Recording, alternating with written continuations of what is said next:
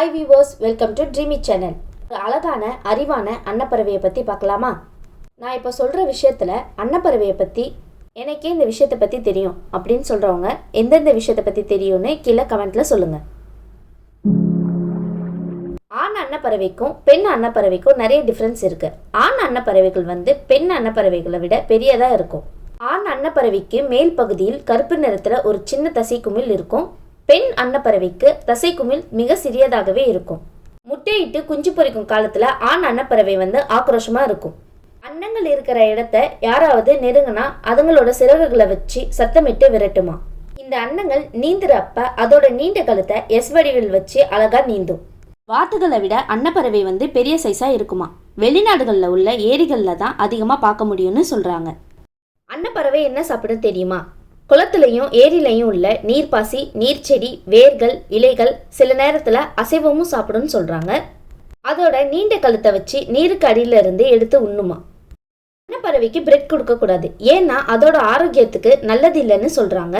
அன்னப்பறவையோட குஞ்சுகளை இங்கிலீஷில் சிக்னெட்னு சொல்லுவாங்க.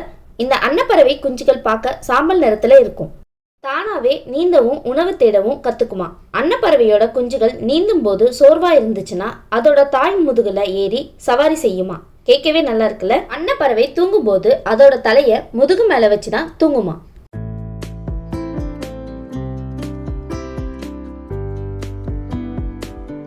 அன்னப்பறவை எவ்வளவு காலம் வாழும்னு தெரியுமா?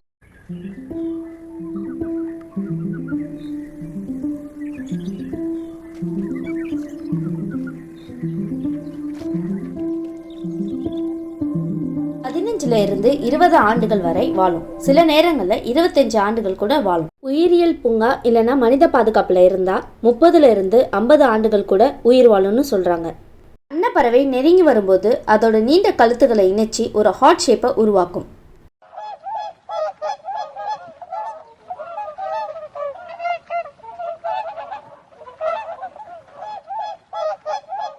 இயற்கையா கிடைக்கக்கூடிய பொருளை வச்சு உறுதியான கூடுகளை கட்டும். அன்னப்பறவையோட கூடு பார்த்தீங்கன்னா சுமார் 1 முதல் 3 மீட்டர் வரை அகலம் இருக்கும். அன்னப்பறவை தண்ணியில் மிதந்து கொண்டு தான் தூங்குமா. சில நேரம் கரையில் ஒத்த காலில் நின்றுட்டே தூங்குமா. அன்னப்பறவை தூங்கும்போது அதோட தலையை முதுகு மேலே வச்சு தான் தூங்குமா.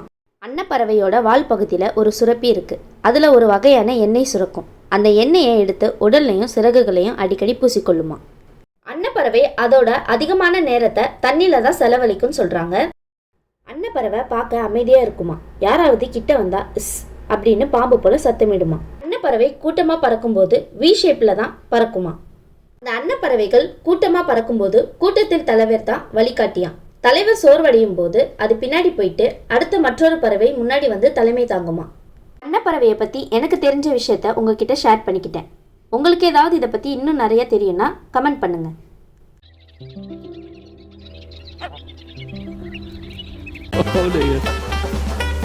இந்த மாதிரி இன்ட்ரெஸ்டிங்கான வீடியோ வேணும்னா லைக், ஷேர், மறக்காம ட்ரீமி சேனலை சப்ஸ்கிரைப் பண்ணுங்க. Thank you viewers.